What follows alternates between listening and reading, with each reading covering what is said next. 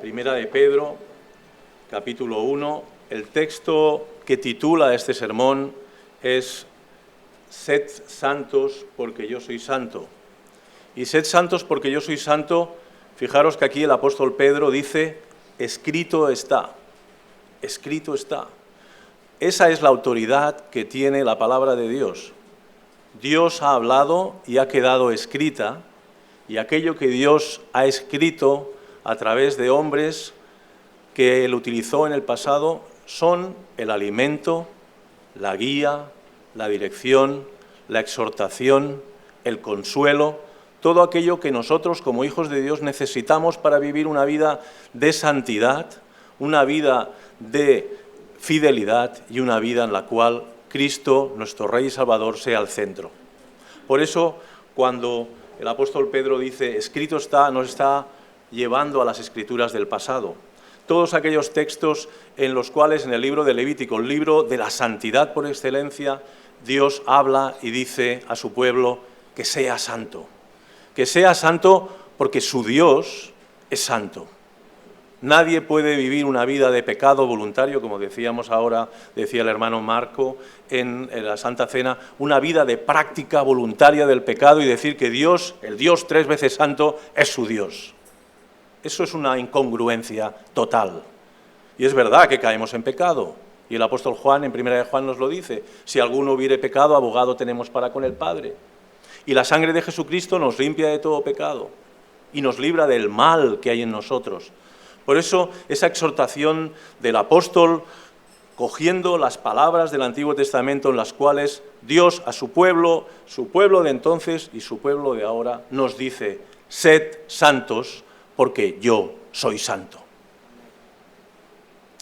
Entonces, vamos a empezar leyendo y vamos a tener que leer bastante esta mañana, porque vamos a leer casi todo el capítulo 1 de Pedro y algunos textos del capítulo 2.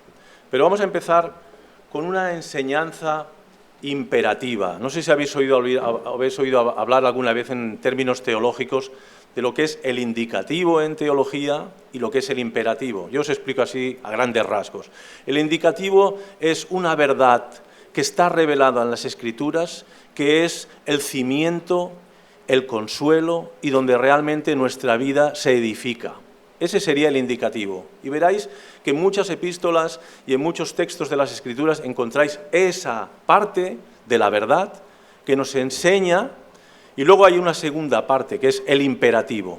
Y el imperativo ya es un mandato, es una exhortación a la obediencia, pero nunca van separados el indicativo y el imperativo. Siempre van unidos y siempre van en el mismo orden. Primero el indicativo y luego el imperativo.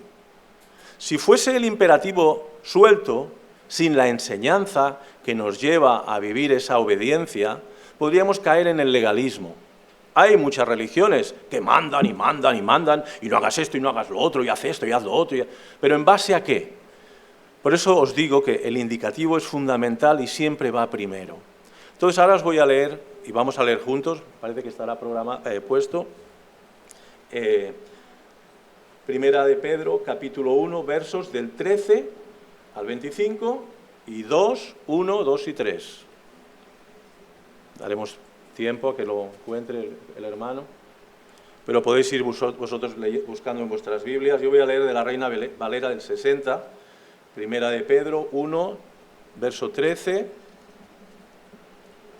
Bien, pues empezamos la lectura. Dice así la palabra del Señor. Por tanto, ceñid los lomos de vuestro entendimiento, sed sobrios y esperad por completo en la gracia que se os traerá cuando Jesucristo sea manifestado. Como hijos obedientes, no os conforméis a los deseos que antes teníais, estando en vuestra ignorancia, sino como aquel que os llamó es santo, sed también vosotros santos en toda vuestra manera de vivir, porque escrito está, sed santos porque yo soy santo. Y si invocáis por Padre a aquel que sin acepción de personas juzga según la obra de cada uno, conducíos en temor todo el tiempo de vuestra peregrinación, sabiendo que fuisteis rescatados de vuestra vana manera de vivir, la cual recibisteis de vuestros padres, no con cosas corruptibles como oro o plata, sino con la sangre preciosa de Cristo, como de un cordero sin mancha y sin contaminación, ya destinado desde antes de la fundación del mundo, pero manifestado en los postreros tiempos por amor de vosotros, y mediante el cual creéis en Dios, quien le resucitó de los muertos y le ha dado gloria para que vuestra fe y esperanza sean en Dios, habiendo purificado vuestras almas por la obediencia a la verdad, mediante el Espíritu, para el amor fraternal no fingido. Amaos unos a otros entrañablemente de corazón puro, siendo renacidos, no de simiente corruptible, sino de incorruptible, por la palabra de Dios que vive y permanece para siempre. Porque toda carne es como hierba, y toda la gloria del hombre como la flor de la hierba se seca y la flor se cae. Mas la palabra del Señor permanece para siempre. Y esta es la palabra que por el Evangelio os ha sido anunciada. Desechando pues toda malicia, todo engaño, hipocresía, envidias y todas las calumnias y murmuraciones, desead como niños recién nacidos la leche espiritual no adulterada, para que por ella crezcáis para salvación o en salvación, dice la Biblia textual, si es que habéis gustado la benignidad del Señor. Bien, este sería el imperativo en el cual este pasaje encontramos que a veces se mezclan. Hay fundamentos teológicos, bíblicos, sobre los que nos descansa nuestra fe, y luego en base a esa enseñanza hay un mandato. Pero en el capítulo 1 empezamos con un indicativo en el cual hay 5 versículos que nos van a consolar, que nos van a exhortar, que nos van a edificar, que nos van a llevar realmente a dónde descansa nuestra fe, a dónde descansa nuestra nueva vida. Y eso provocará que el mandato de Dios sea una consecuencia natural, espontánea, una consecuencia que no será un sacrificio, sino será un deleite. ¿Qué es lo que es la vida cristiana? Las religiones, es verdad, que se basan en lo que el hombre hace, pero el cristianismo se basa en lo que Dios ha hecho, y en consecuencia el hombre produce frutos de arrepentimiento, de vida nueva, y eso tenemos que escudriñarlo cuando busquemos en la palabra de Dios, porque a la carne le gusta también la religión. ¿Os pensáis que hay miles y miles de sectas y religiones sobre la faz de la tierra que no les gusta la religión? ¿Por qué? ¿Por qué hay tanta variedad? ¿Por qué hay ese abanico tan grande? Porque a la carne le gusta la religión, a la carne le gustan los méritos, a la carne le gusta el protagonismo, a la carne le gusta ponerse medallas. Cuando perdemos de vista de que todo lo que pasa en nuestras vidas es porque Cristo ha ganado nuestras vidas para transformarlas y que el Espíritu de Dios ha venido a morar en nuestros corazones para hacernos nueva creación a la imagen del Hijo de Dios, cuando perdemos eso de vista y nada más nos sentamos o nos aferramos o nos centramos en lo que nosotros hacemos, lo que estamos dándole es pan a la carne. Solo corazones quebrantados y arrepentidos que realmente descansan y hemos de descansar plenamente en lo que el Señor Jesucristo ha realizado, enviado por el Padre y obrado el Espíritu Santo en nosotros. Cuando eso se da, entonces es cuando nuestros corazones se gozan en servir a Dios, cuando nuestros corazones se deleitan en amar y obedecer la ley de Dios. De lo contrario es méritos. He hecho esto, he hecho lo otro. Y me voy ganando escalones en esa especie de escalera en la cual yo soy el protagonista. Pero aquí solo hay un protagonista y ese es Jesucristo. Ese es el protagonista de la vida del cristiano. Es en Él en el que tenemos reposo, descanso, liberación, perdón, santificación, justicia. Y solo en Él. Qué bien, ¿verdad? ¡Qué bien! Porque si fuera al revés, es una vida insoportable.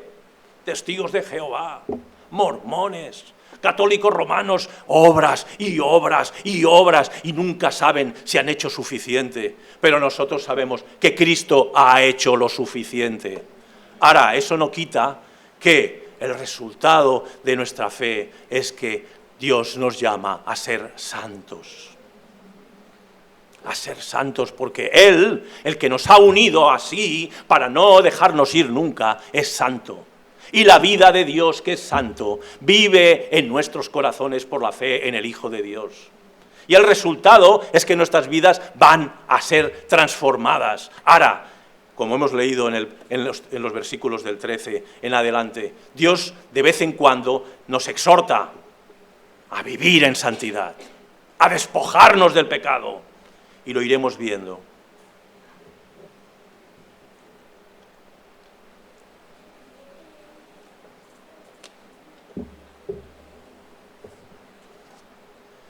Bien, verso 1 de este indicativo que os decía. ¿A quién fue dirigida esta epístola?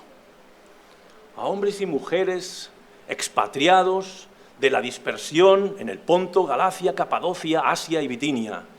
¿Quién es toda esa gente? ¿Dónde vivían? En lo que hoy en día es Turquía, Asia Menor, provincias de Roma. El imperio había extendido sus redes, sus religiones, su cultura estaba ahí, influenciando en todas esas naciones. Muchos podían ser judíos que habían salido de Israel y estaban repartidas por esas tribus, por esas zonas de Asia Menor. Otros eran paganos convertidos a Cristo. Otros eran paganos convertidos al judaísmo y luego habían reconocido que Cristo era el Mesías que el judaísmo predicaba, pero que en mayoría no lo reconocían. Había esa mezcla en la iglesia. Había de todo. Judíos conversos, judíos de raza y paganos convertidos directamente al cristianismo.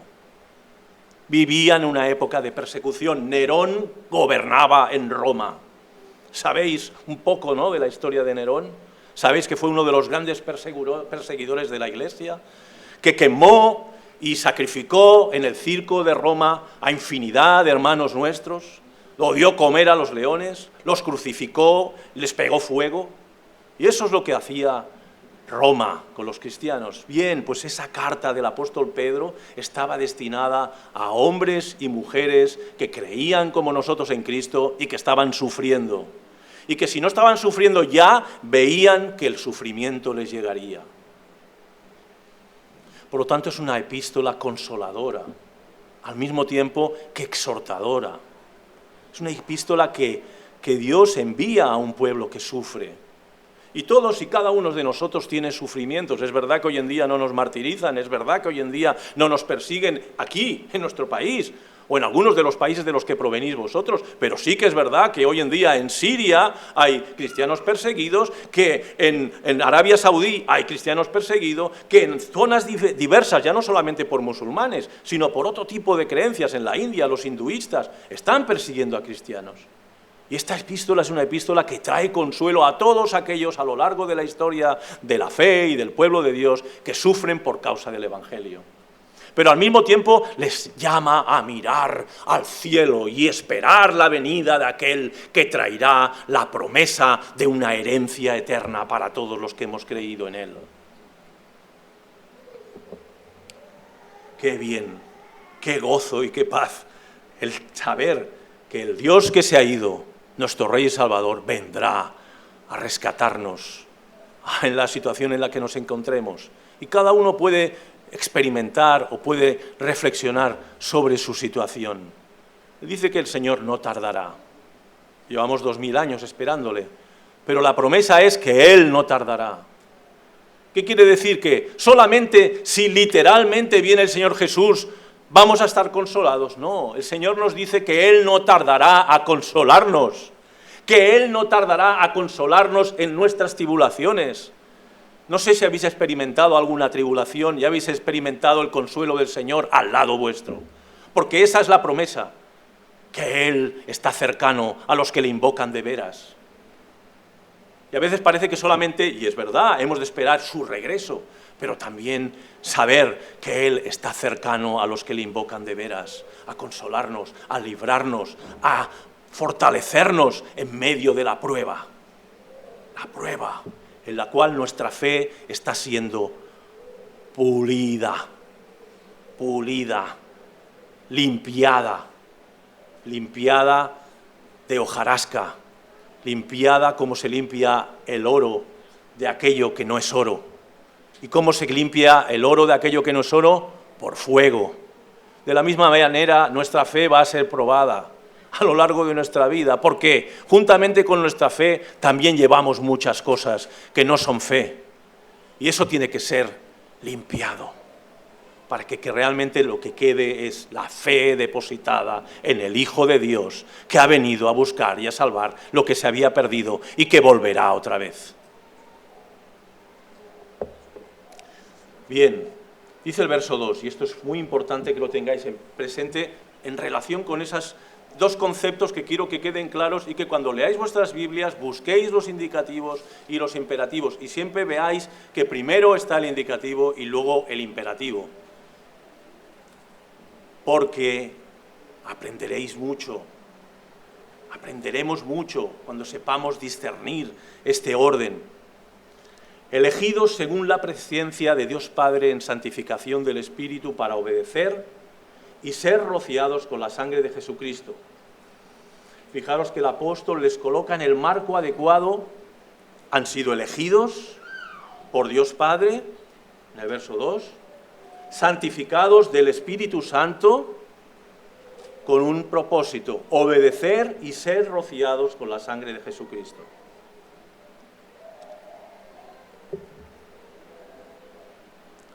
Ver que el Dios Trino en la eternidad ya pensó en todos y cada uno de aquellos que Él llamaría a su debido tiempo, es un consuelo, hermanos y hermanas.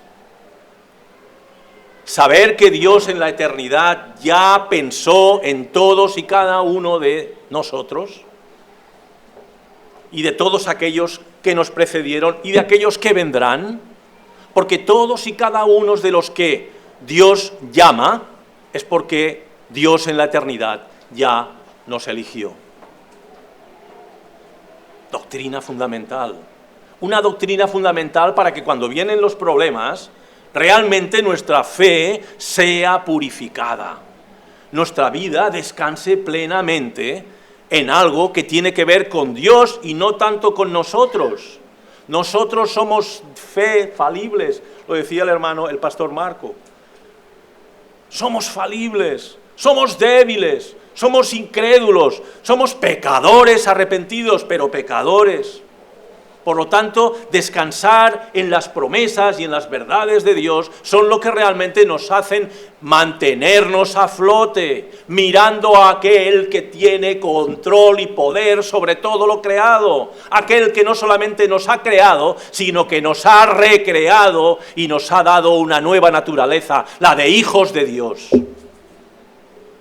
Y cuando le miramos a Él en la palabra de Dios y nos aferramos a su revelación, es cuando nuestra vida produce fruto y descanso.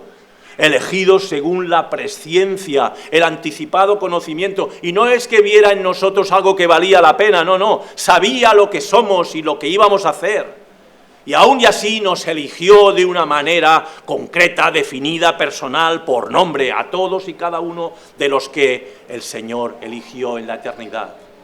Con el tiempo y la historia empezaron a venir los hombres y Dios fue llamando a uno por uno de todos y cada uno de los elegidos. Y podemos ver cómo Él llama a la mujer samaritana, y podemos ver cómo Él llama a los apóstoles, y podemos ver cómo Él llama a todos y cada uno de aquellos que han caído a sus pies. El Señor nos llama uno a uno, sea por una predicación, sea por la lectura de la palabra directamente, sea por un folleto, sea por una escucha de radio, sea por una canción en la cual el Señor nos llama. Su Espíritu Santo toca nuestro corazón, nos da convicción de pecado y nos lleva a los pies de Cristo. ¿Y nosotros qué hacemos? Lávame, Señor, lávame. Lávame, Señor, lávame. Y eso está relacionado con sed santos porque yo soy santo. Porque es la santidad lo que el Señor produce en nuestras vidas y es el pecado lo que el Señor lava una y otra vez a lo largo de nuestra existencia.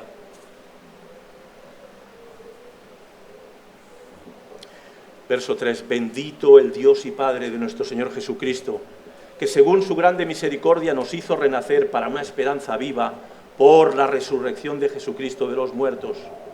El Dios y Padre de nuestro Señor Jesucristo quien según su grande misericordia, ¿hacia quién? Hacia hombres y mujeres pecadores rebeldes. Su gran misericordia nos habla de miserables por los que Dios ha tenido misericordia. No hay nadie que pueda decir, no, yo es que era muy buena persona. Yo desde siempre he sido bueno. Cuando era pequeñito ya era bueno. Luego me hice mayorcito, seguí siendo bueno. Y ahora que ya soy mayor, soy muy bueno. Ese no ha experimentado la misericordia de Dios, porque la misericordia de Dios nos está hablando de miserables, de rebeldes, de desobedientes, de hombres y mujeres pecadores, desobedientes, como dice la carta a los romanos. Ninguno busca a Dios, ni quieren ni pueden, enemigos de Dios. Puede ser que sean amigos de su Dios, pero de Dios, el Dios de las Escrituras,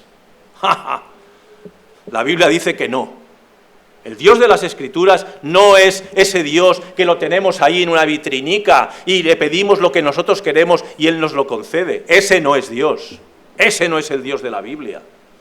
El Dios de la Biblia es un Dios que es 3 veces santo y que aborrece el pecado, pero que es misericordioso con los pecadores que van a los pies de Cristo pidiendo perdón. Hay perdón en la cruz de Cristo, hay salvación y limpieza en la sangre de Jesús. Fuera de Cristo y fuera de la sangre de Jesús no hay perdón, solo condenación. Por lo tanto, el que se siente tan puro y tan bueno desde pequeñito es que no ha entendido nada, ni sabe lo que hay en su propio corazón. Necesita que la luz del Evangelio penetre y le haga ver la cantidad de polvo y miseria y podredumbre que hay.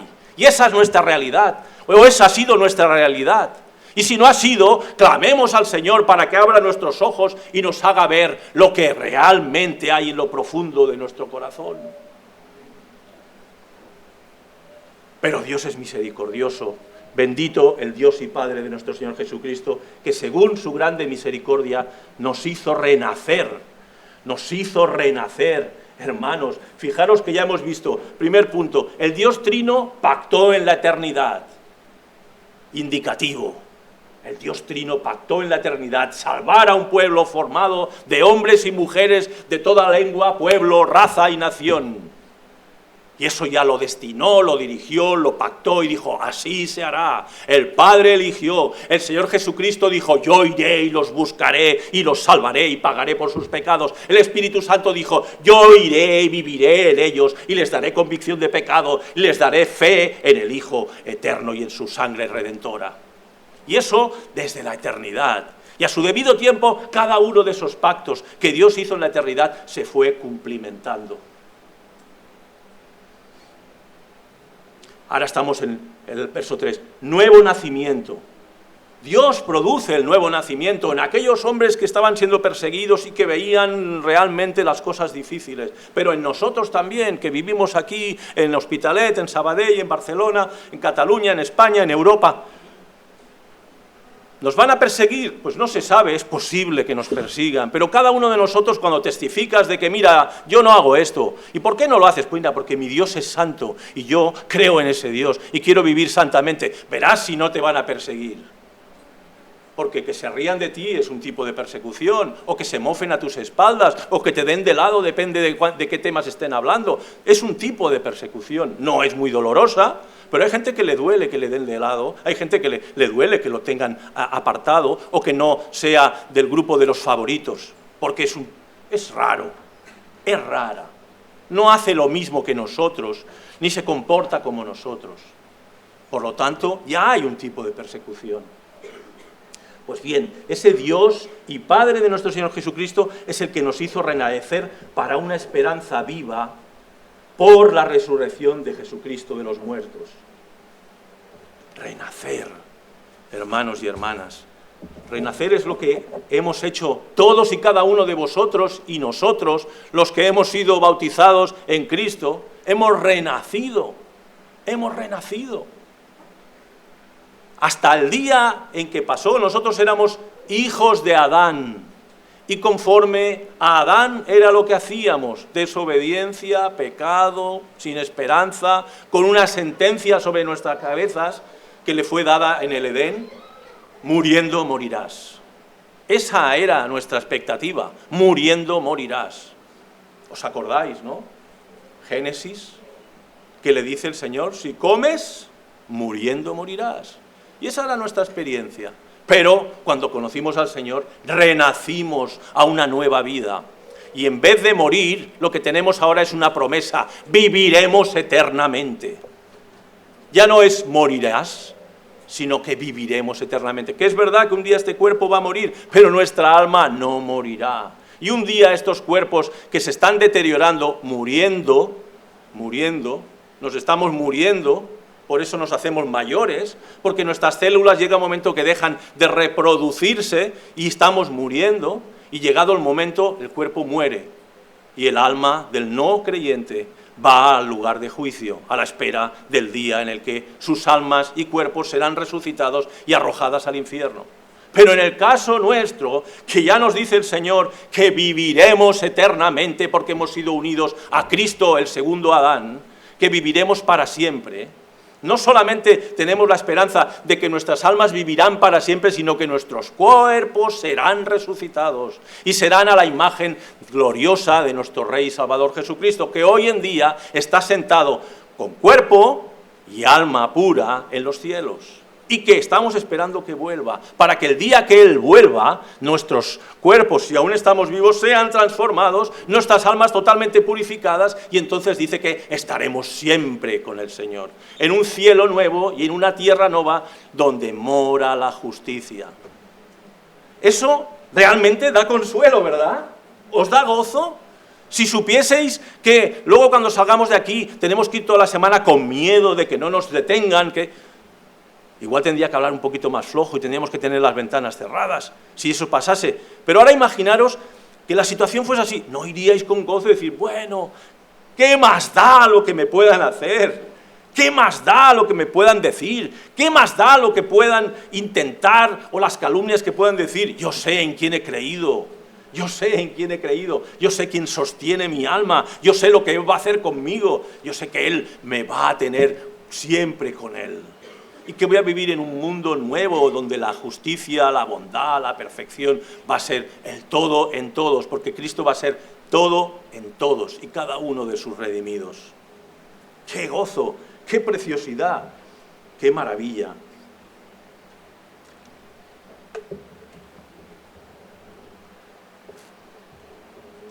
Otro indicativo. Gloriosa herencia nos espera. Todas estas verdades las tendríamos que tener ahí grabadas para cuando vengan los imperativos, diga, ¿cómo no? Claro que sí, que voy a obedecer. ¿Cómo no? Gloriosa herencia nos espera. ¿Para qué? Verso 4. Para una herencia incorruptible. Para una herencia incorruptible, incontaminada e inmarcesible, reservada en los cielos para vosotros. Fijaros que aquí el apóstol no tiene palabras para describir lo que nos espera, y en vez de empezar a decir maravillas y maravillas, lo que dice es aquello que no puede estropear la herencia que nos espera. Dice, una herencia incorruptible, no se corromperá nunca, no se estropeará, no se deteriorará. Aquello que Dios ha preparado para los que le amamos, no se deteriorará nunca, no se corromperá nunca. Incontaminada, nunca se contaminará. Inmarcesible, es una palabra que he buscado lo que quiere decir, porque esto de inmarcesible no es una palabra que lo utilicemos normalmente, pero no se marchitará nunca, reservada en los cielos para vosotros. Esa es la herencia que Dios ha preparado para nosotros, los que le amamos. Una herencia que nunca se estropeará. No sé si vosotros habéis recibido alguna herencia alguna vez. Una cosa os puedo asegurar, viene acompañada de tristeza. Primero, porque alguien a quien amabais ha muerto. Segundo, porque si está a repartir con alguien de la familia, genera problemas. Luego has de empezar a pagar a unos y a otros, y al final lo que era la herencia va menguando, porque de la herencia hay que pagar a notarios, hay que pagar a Hacienda, hay que pagar... Y resulta que lo que te habían dejado de herencia cada vez es menos. Y al final, como la herencia lleva tanto tiempo recuperarla y tal, se va estropeando. Y si era un huerto, te encuentras un desierto. Y si era un piso, te encuentras un piso viejo y sucio. Bien, Pues la herencia que el Señor ha preparado no tiene nada de todo eso. ¿Por qué? Porque Él la guarda. Él la guarda, dice el verso 5, que sois guardados por el poder de Dios mediante la fe, para alcanzar la salvación que está preparada para ser manifestada en el tiempo postrero. Fijaros que hemos dicho, gloriosa herencia nos espera. Ahora, preservados, y preservados, no sé si habéis oído hablar de la doctrina de la perseverancia de los santos. Me imagino que sí. Es una doctrina fundamental de la fe reformada. Y esa doctrina nos consuela, nos fortalece y nos hace mirar a aquel que nos preserva, que nos sostiene, que dice él mismo: nadie os podrá arrebatar de la mano de mi Padre. Yo y el Padre uno somos. Y ahí estamos, cogidos, pero una mano mucho más poderosa que la nuestra es la que nos tiene cogidos a nosotros. Y aquí en el verso 5 dice que sois guardados por el poder de Dios. Uf, ¡qué bien! Porque si tuviese que pensar que cuando me van a torturar, como aquellos pobres hermanos que estaban recibiendo esa carta y ya tenían noticias de lo que estaba pasando en Roma, uno puede decir, pues no sé lo que yo haré, porque me he enterado que a fulano lo cortaron a trozos. Me he enterado que a Mengana la llenaron de aceite y la pusieron en un palo y le pegaron fuego. Y la única cosa que tenían que hacer era postrarse ante el César y reconocerle como Dios. Y todo habría acabado. Pero la palabra de Dios dice que sois guardados por el poder de Dios mediante la fe. Y la fe es un don de Dios para que nadie se glorie, pero la fe que Dios da a aquellos que están padeciendo tribulación, necesidad, dificultad, es una fe que va en aumento en la medida que nosotros nos alimentamos de la palabra de Dios, y esa palabra de Dios nos hace crecer, y nuestra fe crece. Y cuando vemos las dificultades, vemos al Dios que está por encima de las dificultades, y cuando vemos las olas que nos vienen encima, miramos a aquel que tiene poder para caminar por encima de las aguas, y que nos dice, ven, y nos lleva con él. Pero esa es la manera de Dios. Esa es la manera de Dios. La manera de los hombres no sería esa. No sería esa. Yo he de hacer. Yo he de conseguir. Y aquí fijaros que todo lo que estamos leyendo es lo que Dios ha hecho. Cada uno de estos indicativos que os he dicho está reflejando lo que Él ha hecho una y otra vez. Y son para que realmente nuestra fe esté sólida, no fundada en arenas movedizas, que son las arenas de este mundo, y que realmente no hay solidez para aguantar la tribulación ni la dificultad. Y por eso, a veces vemos personas que se van, algunos por un tiempo, otros definitivamente, de la fe, porque realmente su fe no estaba fundamentada ni en la palabra de Dios, ni en el Dios de la palabra. Estaba fundamentada en sus decisiones, en sus emociones, en sus experiencias, en sus sensaciones de todo tipo. Pero la palabra de Dios estaba lejos de su corazón. Y entonces, cuando vino la dificultad y la tentación, sucumbieron.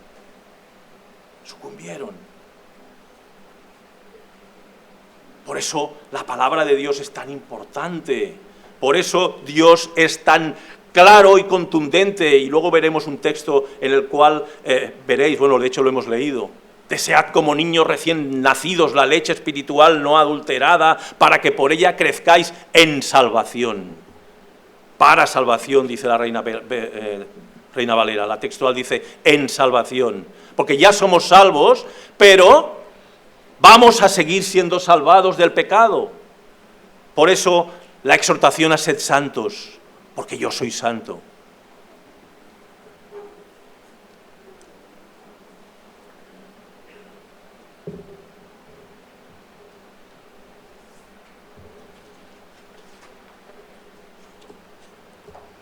Otro punto importante, la providencia de Dios. La providencia de Dios es esa doctrina que nos enseña que Dios controla, gobierna, dirige y hace que todas las cosas redunden en el bien de su iglesia y en su gloria. Esa es la doctrina de la providencia de Dios. No hay nada que acontezca en este mundo que no esté controlado, dirigido y gobernado por el Dios que es todopoderoso, que es omnisciente y que tiene un plan, y ese plan se va a llevar a cabo. Son doctrinas que todas y cada una de ellas salen de la palabra de Dios y que son para nuestra bien y edificación. Verso 6.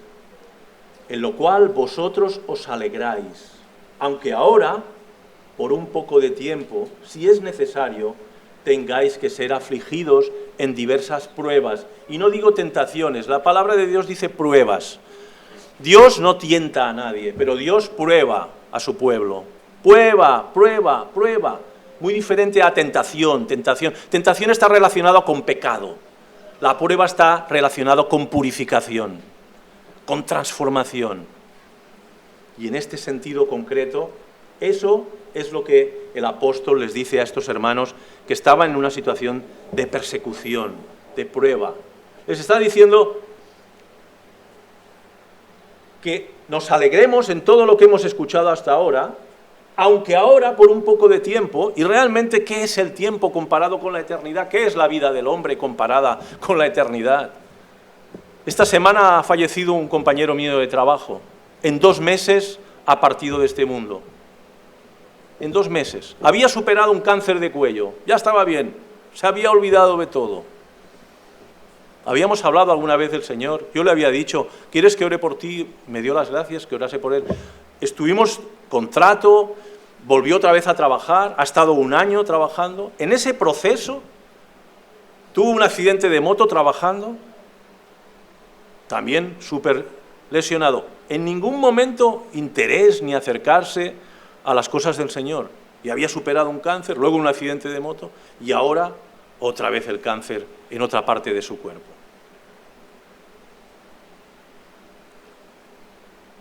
Yo un día, por equivocación, pero providencialmente, enviando una predicación de una de las iglesias en las que estuve predicando, me equivoqué y le envié la predicación a él.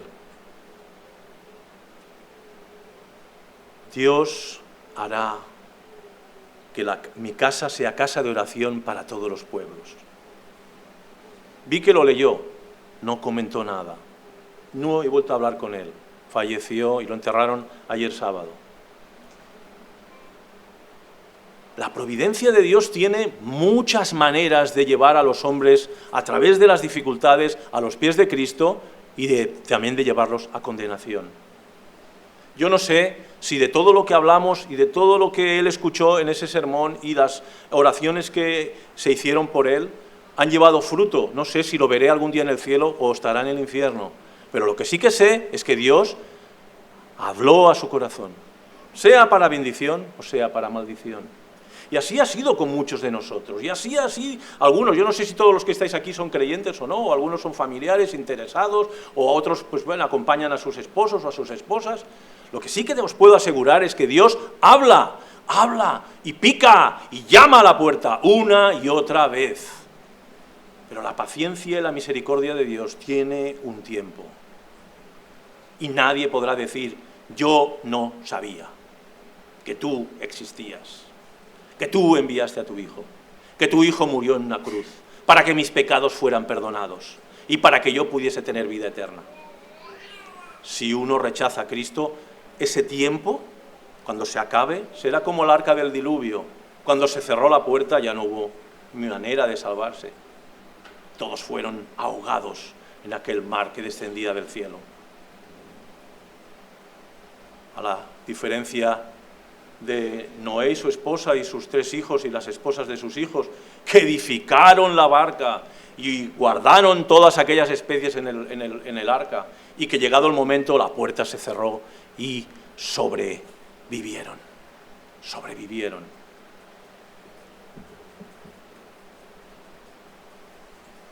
Para que sometida a prueba vuestra fe, mucho más preciosa que el oro, el cual, aunque perecedero, se prueba con fuego, sea hallada en alabanza, gloria y honra cuando sea manifestado Jesucristo, a quien amáis sin haberle visto.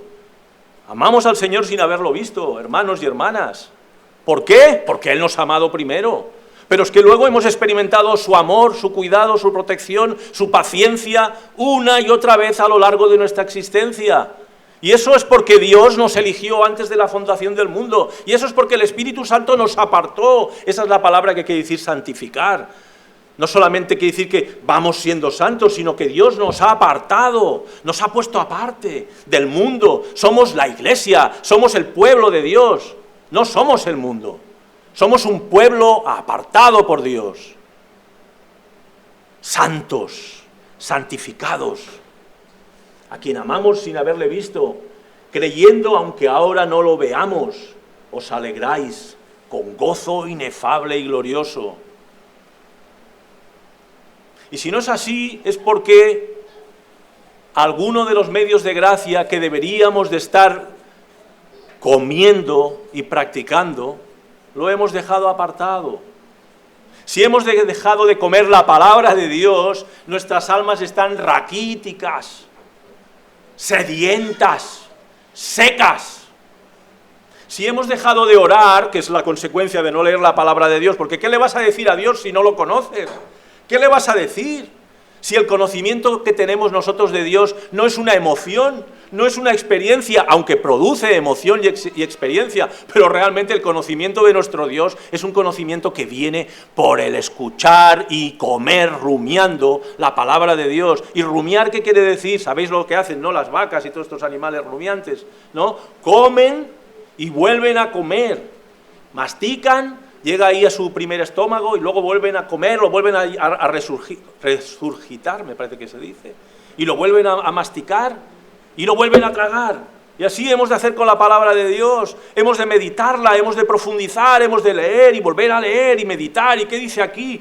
Pues no acabo de entenderlo. Ah, mira, por ahí hay un texto que me da luz, y comer y masticar y volver a rumiar y de golpe, nuestra fe crece, nuestros ojos se abren, contemplamos la hermosura y la gloria de Dios, nuestra fe se solidifica y ya estamos dispuestos a caminar por en medio de las aguas mirando a Jesús, mirando las olas, sí, pero son las olas de Dios, mirando el rugir del viento, sí, pero es el rugir de Dios. No estamos a merced de las circunstancias, ni de las casualidades, ni siquiera del diablo. El diablo es un perro atado, como dice en el libro de Peregrino, de Joan Bunyan. Está encadenado. Esa cadena tiene una argolla y Dios tira o suelta. Dios es Dios. No hay un yin-yang del mal y el bien, en el que están ahí compensadas las fuerzas. Dios es Dios y es todopoderoso. El diablo es un ser creado, rebelde, es poderoso, sí, pero sobre todo muy mentiroso, engañador. ¿Y sabéis cómo nos engaña? Cuando nos dice que podemos ser cristianos sin leer la Biblia y sin orar. Hoy entonces somos unos peleles en las manos del diablo, pero es el diablo de Dios. ¿Sabéis lo que hacen los perros lazarillos? Los perros pastores, ¿sabéis lo que hacen? Dirigen al rebaño. ¿Y sabéis lo que piensan las ovejas de los perros pastores? Que son lobos. Obedecen al pastor, pero el objetivo es asustar al rebaño para que vaya al redil y vaya donde el pastor quiere. El pastor le silba al perro y el perro va allí y cuidado, no le muerdas. Nada más le puedes empujar. Le puedes morder la lana, pero no le hagas sangre. Así son los perros lazarillos. Y ese es el diablo. Es un ser vencido. Cristo lo ha vencido en la cruz. Y aún y todo lo que él tira contra la iglesia lleva a cabo un propósito. Y ese propósito es purificar nuestra fe. Purificar nuestra fe. ¿Por qué? Porque sin fe nadie verá a Dios. ¿Qué quiere decir?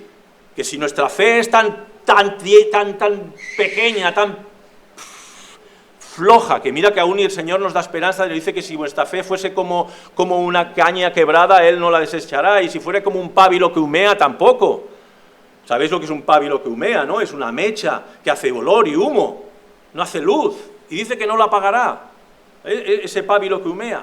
Pero no nos conformemos con ser cañas quebradas, ni ser pábilos que humeas. Seamos antorchas, alimentemos nuestra alma, alimentemos nuestra fe. ¿Para qué? Para que realmente en nuestro caminar diario seamos sal y luz de este mundo, hermanos y hermanas. No solamente que hablemos, sino que nuestras vidas realmente reflejen lo que decimos creer y nuestras vidas sean tan transformadas que los que nos conocen y nos ven digan: a este hombre, a esta mujer, a este niño, a este anciano, algo le ha pasado, porque no es el mismo hombre, no es la misma mujer, no es el mismo niño, no es la misma niña. Ha habido una transformación, y eso es de lo que estamos hablando, de regeneración, santificación, un nuevo corazón, una nueva vida llena de esperanza, de gozo y de vida, que descansa única y exactamente en aquello que Dios ha revelado. Dice: obteniendo el fin de vuestra fe, que es la salvación de vuestras almas. Verso 9. Obteniendo el fin de vuestra fe, que es la salvación de vuestras almas. Y aquí en la Biblia textual vuelve a decir, en vez de salvación, dice salud, la salud de vuestras almas. La salud.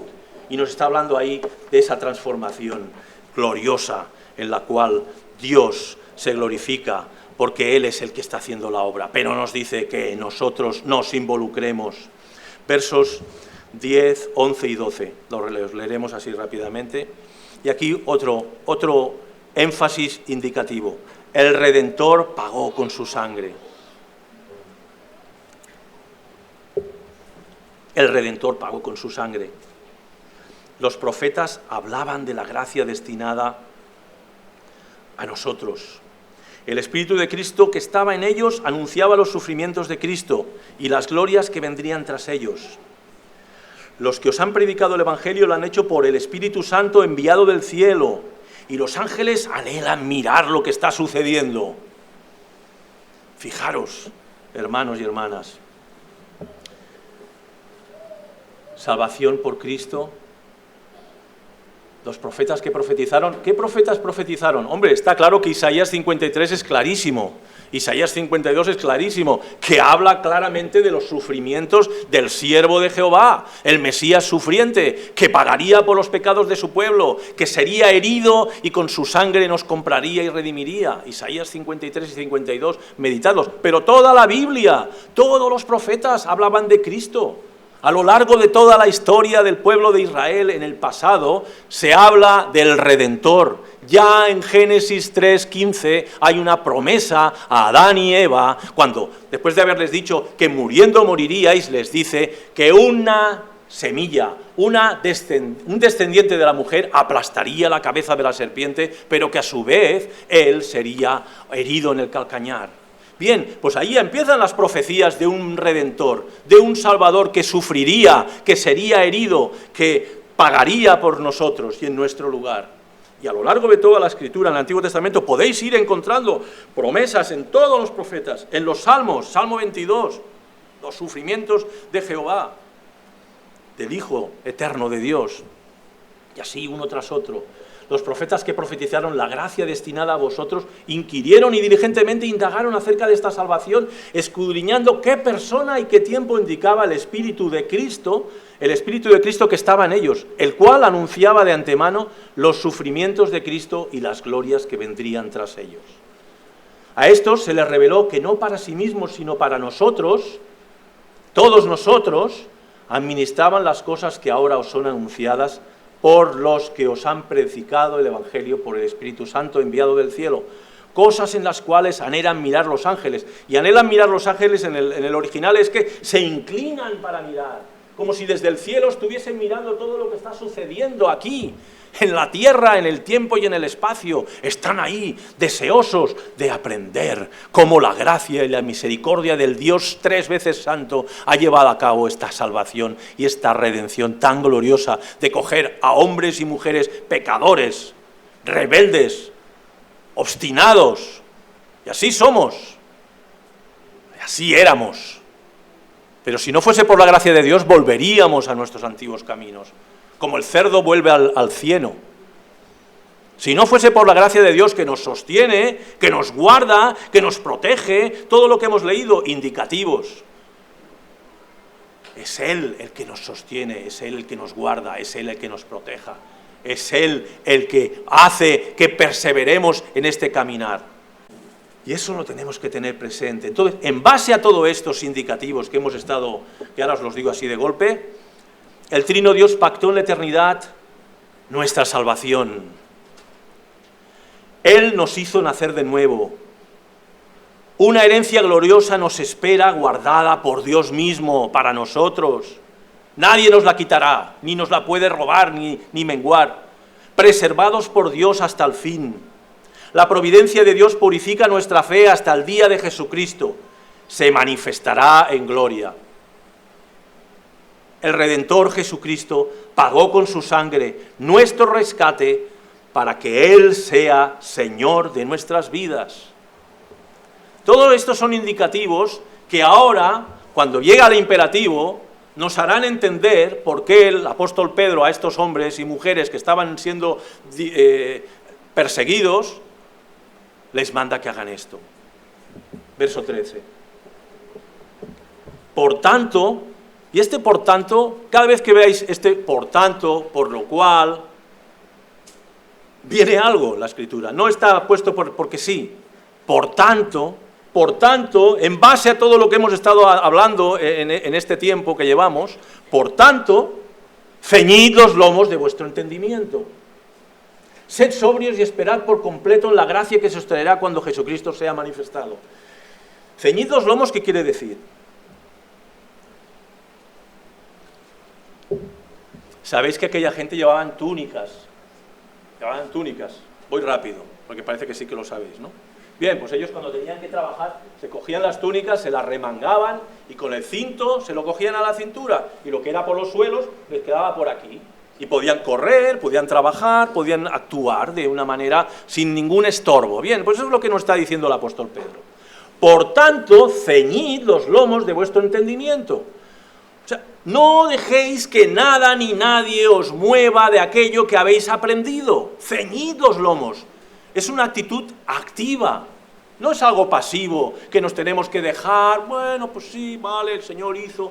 Ahora nos toca a nosotros. Es verdad que Dios ha hecho todo lo que hemos leído. Fijaros, indicativos, todas y cada una de todos estos textos que hemos leído, es Dios obrando, es Dios obrando. Dios el Padre, Dios el Hijo, Dios el Espíritu Santo, a favor de nosotros. Dios.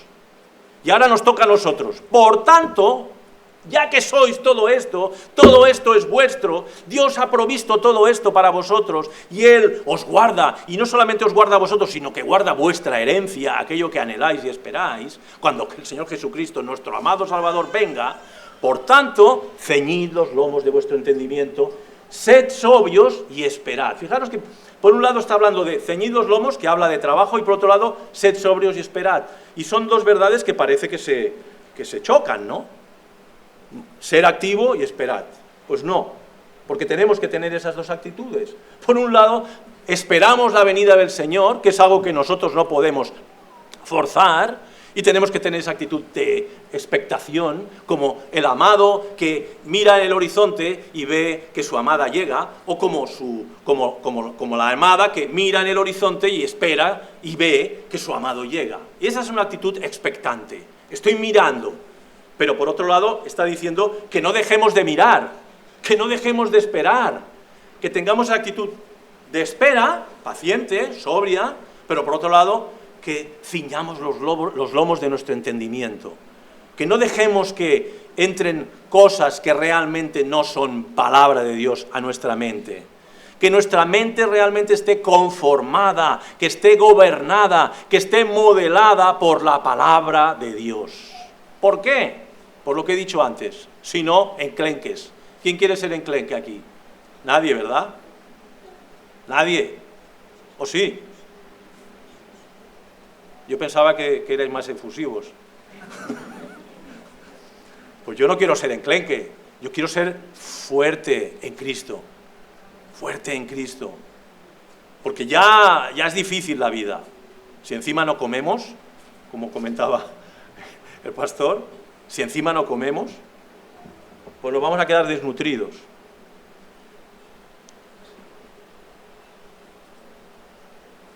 Primera de Corintios 2:16, y veis que no cojo muchos textos de otros pasajes de la Biblia, pero dice que nosotros tenemos la mente de Cristo.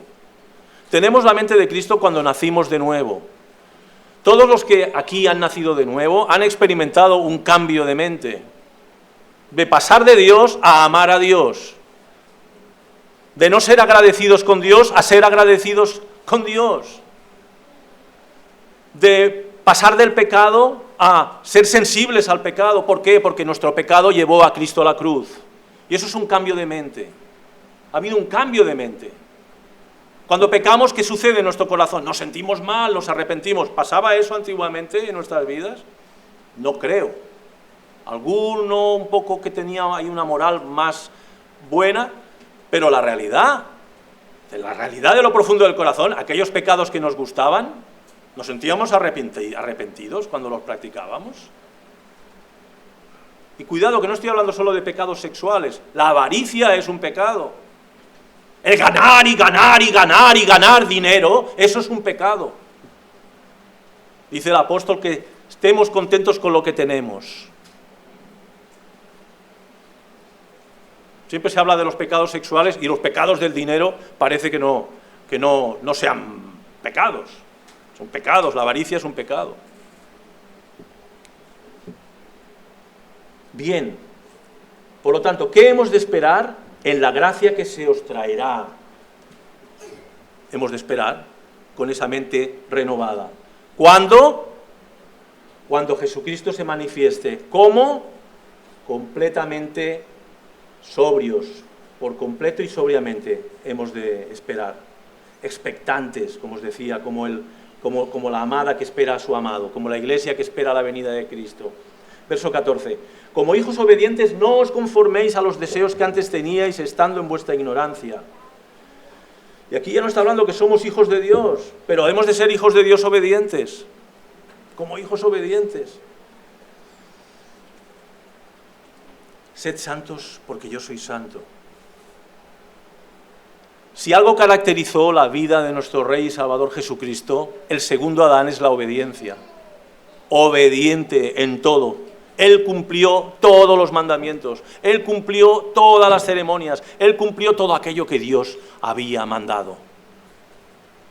Y ese es nuestro modelo. ¿Por qué? Porque nosotros por nuestra unión a Cristo hemos pasado a ser hijos de Dios. Y como hijos de Dios debemos de dar la imagen del Hijo de Dios, que es Jesucristo.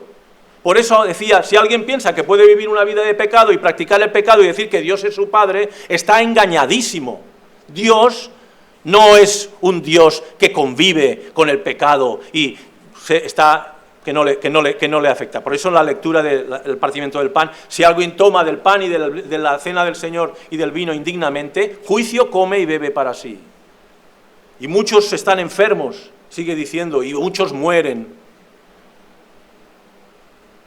No se puede vivir una vida de pecado y de desobediencia a nuestro Dios, pensando que Dios mirará en otra dirección cuando Él ha entregado a su Hijo por nosotros, cuando su ira ha sido descargada sobre su propio Hijo, y pensar que nosotros, que decimos ser hijos de Dios, practicamos el pecado y aquí no ha pasado nada. No, hermanos y hermanas, no. Así no es. Ese no es el camino que Dios ha trazado para nosotros.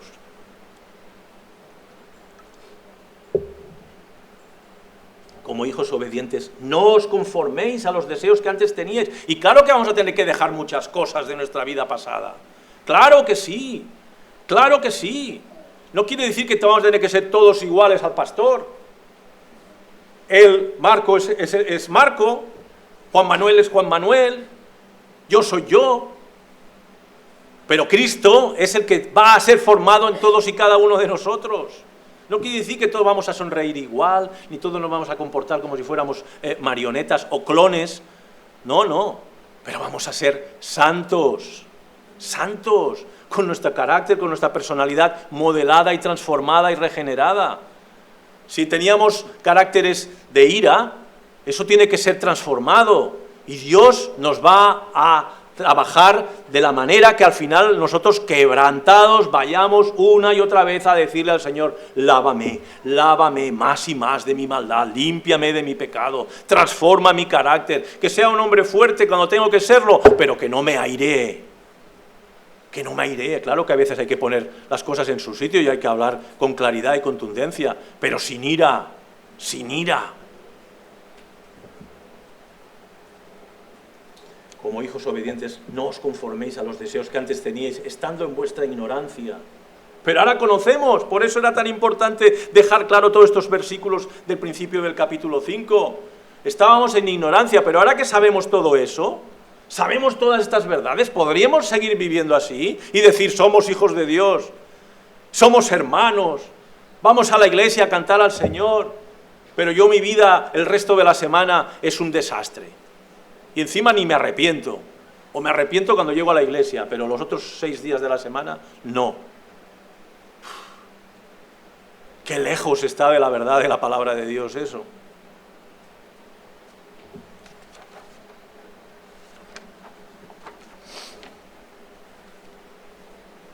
Ay, hermanos, volvamos a recordar 1 de Pedro 1:2, elegidos según la presciencia de Dios Padre en santificación del Espíritu para obedecer y ser rociados con la sangre de Jesucristo.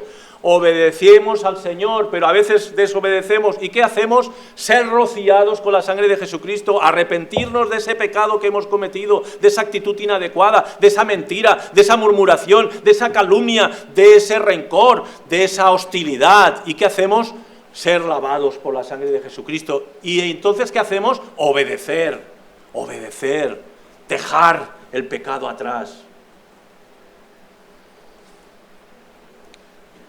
Verso 15, sino como aquel que os llamó es santo, y volvemos aquí a ese pasaje central de este capítulo, sino como aquel que os llamó es santo, sed también vosotros santos en toda vuestra manera de vivir, aquí no hay la iglesia y el trabajo, o la escuela, o la vecina, o la playa, o la montaña, o en toda vuestra manera de vivir, sed santos.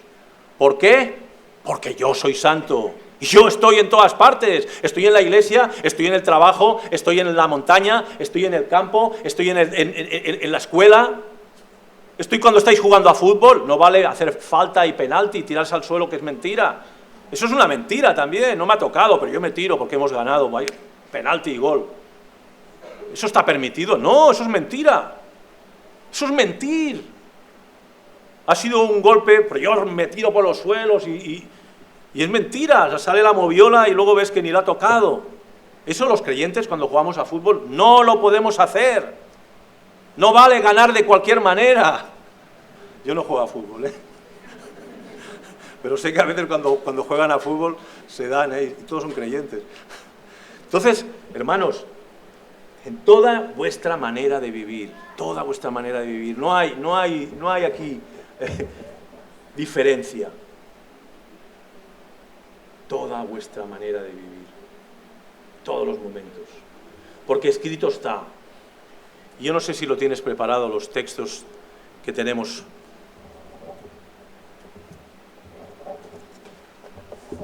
¿Sí? ¿El Levítico? Vale, pues porque escrito está, sed santos porque yo soy santos. Y antes de empezar a leerlos rápidamente, os voy a recordar cómo trató Dios a su pueblo que dejaba de ser santo. ¿Os acordáis? Deportados, invadidos, juzgados, una y otra vez. Arrepentimiento, restauración. Desobediencia practicada habitualmente, juicio de Dios. Y eso está ahí en el Antiguo Testamento, ¿para qué?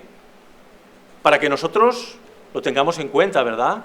¿O es solamente como algo histórico? Mira, sí, vinieron los filisteos una y otra vez y ¡bumba!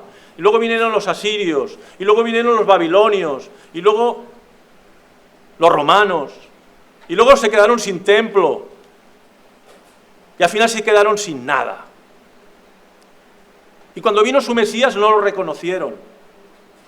Cuando vino el rey sufriente, lo rechazaron. Y esperan que venga el rey triunfante a hacerlos los reyes de la tierra. Y nosotros pensamos que vamos a ser diferentes. Pensamos que nosotros, viviendo una vida de pecado voluntario, vamos a tener al Dios de nuestra parte. Bien, pues leamos así rápidamente. Levítico 11, 44 y 45. Porque yo soy Jehová vuestro Dios. Vosotros, por tanto, os santificaréis y seréis santos, porque yo soy santo. Así que no contaminaréis vuestra persona con ningún animal que se arrastra, porque yo soy Jehová, que os hago subir de la tierra de Egipto para ser vuestro Dios. Seréis pues santos, porque yo soy santo. Levítico 19:2. Habla a toda la congregación de los hijos de Israel y diles: santos seréis, porque santo soy yo, Jehová vuestro Dios. Levítico 20, versos 7 y 8. Santificaos pues y sed santos, porque yo, Jehová, soy vuestro Dios. Y guardad mis estatutos y ponedlos por obra, yo, Jehová, que os santifico. Levítico 20, 26. Habéis pues de serme santos, porque yo, Jehová, soy santo, y os he apartado de los pueblos para que seáis míos, mi especial heredad, mi tesoro, la niña de mis ojos. Por lo tanto, sed santos, sed santos. Gloria a Dios.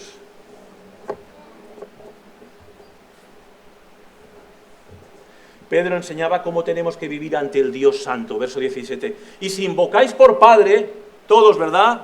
¿Cuántas veces no decimos, oh Señor, oh Padre nuestro, te amamos, Señor Dios nuestro, Padre eterno? Gracias. Te damos gracias por esto y por lo otro. Y si invocáis por Padre a aquel que sin acepción de personas juzga según la obra de cada uno, conducíos en temor. La Biblia textual, esa palabra temor, hace una aclaración, y que no es el temor del miedo. Nosotros no tenemos que tener miedo de Dios, pero tenemos que tener reverencia, respeto, honra. No podemos pensar que Él es Papá Noel, que está aquí para servirnos, que Él es el Rey Mago, que nos va a traer regalitos y si nos portamos mal un poco de carbón. No, no. Dios es Dios y la palabra de Dios nos dice que es amor, pero también nos dice que es fuego consumidor y que nadie se va a salir con la suya pensando que va a hacer lo que quiera delante de un Dios que es santo. No, recibiremos las consecuencias. De la misma manera que un padre que ama a su hijo o a su hija lo disciplina, y no es porque lo quiera destruir, sino porque quiere su bien. La disciplina en las Escrituras sale de los padres que aman a sus hijos, los disciplinan, y el que le pasa es que los aborrece. Pues nuestro Dios que nos ama, nos disciplina. ¿Por qué? Porque quiere que seamos santos y que reflejemos su carácter, como todo padre quiere que sus hijos se parezcan a él. Si es un buen padre, si es un sinvergüenza o un mal padre, no. Pero si es un hombre que ama a sus hijos, lo que quiere es que sus hijos sean santos, justos, fieles, que honren a su padre. Que nadie diga, bueno, menudo hijo que tiene, y que el padre se sienta avergonzado de sus hijos. Dios eso no lo tolera. Por eso dice que temamos, pero es un temor reverente, de respeto. No sé si conocéis la palabra esa en latín, de core Deu. Estamos siempre en la presencia de Dios, siempre estamos en la presencia de Dios. No hay lugar en el que podamos hacer algo que Dios no lo ve.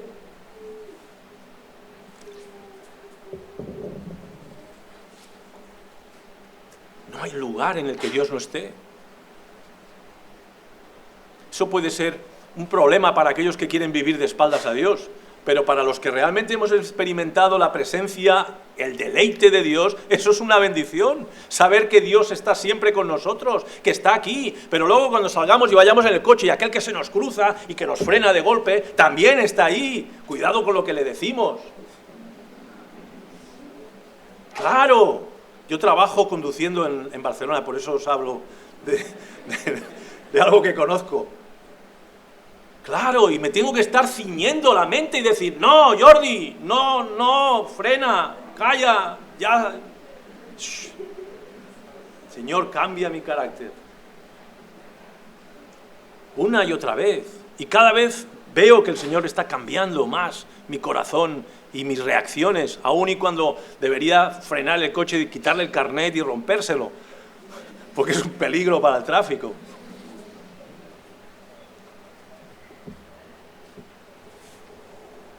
Si invocáis por Padre aquel que sin acepción de personas juzga según la obra de cada uno, conducíos en reverencia todo el tiempo de vuestra peregrinación, sabiendo que Dios nos rodea con sus brazos, que estamos constantemente ante su presencia y que Él nos mira con cara de amor, que Él nos mira con cara de amor y que nos llama a que nos deleitemos. ¿Sabéis ese dicho, no? ¿Cuál es el fin principal del hombre? ¿Cuál es el fin supremo del hombre? Glorificar a Dios para siempre y gozarnos por siempre de Él. Gozarnos de Dios. No es una vida de castigo, de, ay, es que no puedo hacer esto, no puedo hacer lo otro, es que no puedo hacer aquello, es que no puedo hacer lo de más allá. No, no, nos llama a deleitarnos, a ser transformados.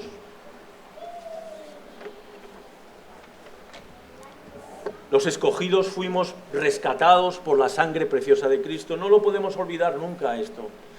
Verso 18, sabiendo que fuisteis rescatados de vuestra vana manera de vivir, la cual recibisteis de vuestros padres, no con cosas corruptibles como oro o plata, sino con la sangre preciosa de Cristo, como de un cordero sin mancha y sin contaminación, ya destinado desde antes de la fundación del mundo, desde la eternidad. ¿Os acordáis que al principio del sermón hablábamos del pacto eterno entre el Padre, el Hijo y el Espíritu Santo, en el cual cada una de las personas de la Trinidad se comprometió a llevar a cabo una parte de ese pacto? Y la sangre de Cristo era parte de la responsabilidad del Hijo Eterno de Dios. Redimirnos, comprarnos para Él, ya destinado desde antes de la fundación del mundo, pero manifestado en los posteriores tiempos por amor de vosotros. Ese es el amor eterno de Dios. Es un amor eterno que no va a cambiar, va a durar desde la eternidad y hasta la eternidad, y luego por toda la eternidad. Dios nunca va a dejar de amarnos. Nos disciplinará, sí, nos disciplinará, y tanto. La paciencia de Dios es justa. Uno puede haber pensado, mira, he hecho esto y no ha pasado nada, mira, he hecho aquello y no ha pasado nada, mira, he hecho lo otro y no ha pasado nada. Cuidado, que igual estás al final de ese camino de pruebas que te crees tú, que te vas a salir con la tuya. No podemos jugar con Dios. Verso 21.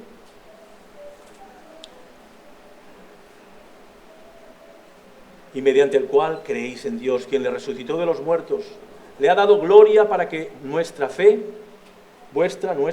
y esperanza sean en Dios. Verso 22. Habiendo purificado vuestras almas por la obediencia a la verdad mediante el Espíritu. Hemos hablado del Padre, hemos hablado del Hijo, hemos hablado del Espíritu Santo. Veis que en todo el pasaje están el Dios Trino obrando a favor nuestro. Y aquí entramos a la nueva vida en Cristo. Siendo renacidos no de simiente corruptible, sino de incorruptible, verso 23. Siendo renacidos no de simiente corruptible, sino de incorruptible, por la palabra de Dios que vive y permanece para siempre. Fijaros que cuando uno siembra en el campo, la semilla que siembra se muere y da fruto, pero esa semilla ya se ha perdido. Con Cristo no es así. Cristo es la semilla eterna que, aunque ha muerto, ha resucitado y con su resurrección ha traído una gran cosecha de hombres y mujeres de todas las naciones, de todos los pueblos, de todas las razas y de todas las culturas. Esa es la gran cosecha que ha producido la muerte y resurrección de nuestro Señor Jesucristo. Nosotros somos los renacidos o nacidos de nuevo. Hemos vuelto a nacer a una nueva vida por la palabra de Dios que vive y permanece para siempre. ¿Y quién es la palabra de Dios? ¿Quién es el Verbo encarnado? El Señor Jesucristo, ¿verdad? La palabra de Dios es la palabra de Dios. Por eso es tan importante que comamos la palabra de Dios, porque en la palabra de Dios conocemos al Dios que se ha revelado y que se ha humanado. Y podemos verlo en el Antiguo Testamento y podemos verlo en el Nuevo Testamento con más claridad, pero también en el Antiguo Testamento. Por la palabra de Dios que vive y permanece para siempre. Y nosotros, unidos a Cristo, vivir eternamente. Que eso es el Evangelio.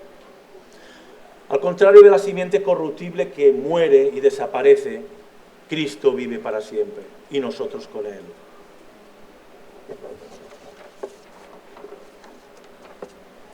Y aquí vienen, y acabo ya, hermanos, me habían dicho 1:15 así, versos 2, capítulo 2, verso 1. Otro imperativo. Desechando, pues, toda malicia, todo engaño, hipocresía, envidia y todas las murmuraciones o calumnias. Eso es algo que nos incluye a nosotros. Fijaros que hemos hablado todo lo que Dios ha hecho, que ahora nos está diciendo que nosotros tenemos que desechar eso de nuestras vidas. Y desechar tiene una interpretación que es bueno que la tengamos presente. De la misma manera que antes hablábamos de ceñir nuestros lomos con las túnicas recogidas para poder caminar, ahora nos está diciendo que hemos de desechar cosas de nuestra vida, que nos hemos de despojar, que nos hemos de desvestir de costumbres, de pecados, de actitudes que son parte de nuestra vida pasada y que las seguimos llevando encima. Nos hemos de despojar. Despojaos de la vestimenta del pecado, de la malicia, del engaño, de la hipocresía, de la envidia y de todas las murmuraciones y calumnias que son lo normal en la vida. Es que, fijaros, nada más que seáis un poco, ya no de examinaros a vosotros mismos, que eso nos cuesta más, pero empezar a examinaros a los demás. Es muy fácil entonces ver, mira, miente, mira, calumnia, mira, murmura. Si aquel no trabaja bien, la otra no, este hace ver que trabaja pero no trabaja. Uy, no te fíes. Y eso es una constante en el mundo en el que vivimos, murmurar y murmurar y murmurar. Pues nosotros nos hemos de desvestir de eso que es tan normal en el mundo y que igual hemos practicado a lo largo de nuestra vida y que cuesta quitarse. Hemos de ir a la cruz, hemos de ir a la sangre de Jesucristo, hemos de obrar, hemos de pedir que el Espíritu Santo obre en nuestras vidas y que nos transforme, nos haga más a la imagen de aquel que es puro, perfecto y obediente y que no había pecado ni mentira en su lengua. Y eso es lo que hemos de llegar a ser. Eso es lo que hemos de llegar a ser, hermanos y hermanas. Eso es lo que deseamos ser. ¿Deseamos ser así? ¿Deseamos ser hombres y mujeres santos? Sí, ¿verdad? Eso es lo que Dios ha provisto y ha puesto en nuestra herencia. Esa es la herencia que nos espera. Santos. Santos. Eso es lo que nos espera.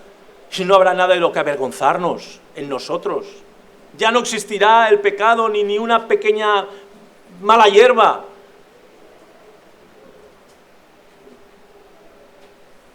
Fijaros que esto no lo dice solo Pedro. Pablo también en Colosenses 3, 8, 9 dice: despojaos del viejo hombre con sus hechos y revestíos del nuevo, el cual conforme a la imagen del que lo creó se va renovando hasta el conocimiento pleno. Vestíos, verso 12 del Colosenses 3, 12. Vestíos pues como escogidos de Dios, santos y amados, de entrañable misericordia, de benignidad, de humildad, de mansedumbre, de paciencia. ¿Cuánto tenemos que quitar y cuánto tenemos que coger? ¿Verdad? Pero no podemos decir, bueno, es que yo soy así, mira. ¿Qué le vamos a hacer? No podemos cruzarnos de brazos y decir, yo soy así, porque en Cristo debemos de ser de otra manera. Y Dios ha provisto medios para que lo seamos. Y ahora os lo voy a leer. Verso 2 del capítulo 2. Desead como niños recién nacidos la leche espiritual no adulterada, para que por ella crezcáis para salvación, la Reina Valera, y en salvación, la Biblia textual. Salvación del alma en santidad. ¿Y cómo desean los niños recién nacidos la leche espiritual? Hay madres aquí que han dado de mamar a sus hijos, ¿verdad? Hay padres que han visto cuando su hijo, la primera vez que ha sido puesto en el pecho de su madre, cómo se tiraba a comer. ¡Qué pasión, qué deseo, qué prioridad! No me cambies el pañal, dame de comer. Dame de comer. Pues así es como el apóstol Pedro está diciendo que debemos de desear la leche espiritual no adulterada, que es la palabra de Dios. Y una leche espiritual adulterada, ¿qué es? Pues todo aquello que no es Biblia. Todo aquello que no es palabra de Dios, humanismo, infinidad, psicología, todo ese tipo de cosas que hoy en día parece que se están mezclando en muchas iglesias y que al final no deja de ser mix-max, de un poquito de Biblia y un mucho de hombre y de humanidad. La leche espiritual no adulterada es Biblia, Biblia y nada más que Biblia. Y así es como hemos de desearla, como los bebés que se lanzan al pecho de sus madres y no ven aún, pero hacen así. Yo la primera vez que vi a Jeremías tirándose al pecho de su madre, dije, madre mía, este hombretón es mi hijo mayor. Y así fue, y se creyó grandote y tal. Luego ya los otros ya tuvieron que ser con ayuda porque hacía tanto ruido en casa que mi mujer estaba de los nervios que no le podía alimentar a pecho. Pero bueno, la realidad es que esa enseñanza visual, a todos los que habéis visto un bebé cómo se lanza al pecho de su madre, así es como debemos de actuar nosotros con la Biblia, así es como nos debemos de alimentar nosotros de la palabra de Dios. Verso 3. Y aquí es una reflexión para todos y cada uno de los que estamos aquí. Verso 3 del capítulo 2. Si es que habéis gustado la benignidad del Señor. Si no hemos gustado la benignidad del Señor, todo esto que he dicho hoy, que es para creyentes, no os compete. No se os aplica. Si habéis gustado la benignidad del Señor, sí, es para vosotros todas estas promesas, todas estas exhortaciones. ¿Y la benignidad del Señor qué es? ¿Habéis gustado el perdón de Dios? ¿Habéis gustado la gracia y misericordia del Señor Jesucristo ocupando vuestro lugar en la cruz y cargando con todas vuestras miserias? ¿O habéis gustado? ¿Lo habéis experimentado? ¿Sabéis que si no fuera por Él estabais destinados al infierno y que si no es porque os arrepentís y vais a Él, seguiréis el camino de destrucción que llega al infierno? Ahora, si habéis gustado la benignidad del Señor, ya no os quedaréis como niños pequeños, sino que a base de comer la palabra de Dios y alimentarnos un día y otro día y otro día y otro día y rumiar esa palabra y ponerla en práctica, creceremos en fe y en santidad. Entonces sí, porque hemos gustado la benignidad del Señor, que Él fue a la cruz en nuestro lugar. Qué bien, ¿verdad, hermanos? Y aquellos que no conocéis al Señor, yo no sé quién es porque no os conozco. Para mí todos sois creyentes, o algunos no. Si alguno de vosotros o de vosotras está aquí y realmente no ha gustado la benignidad del Señor, que no lo deje. Que no se conforme con tener un marido o una esposa o un amigo que es creyente. Que él también guste la benignidad del Señor, porque Dios es bueno y bondadoso, porque Dios es precioso. Pero hay que gustarlo, dice el Salmo. Gustad y ved que es bueno el Señor. Gustémoslo, experimentémoslo, saboreémoslo. Bien, hermanos, vamos a orar.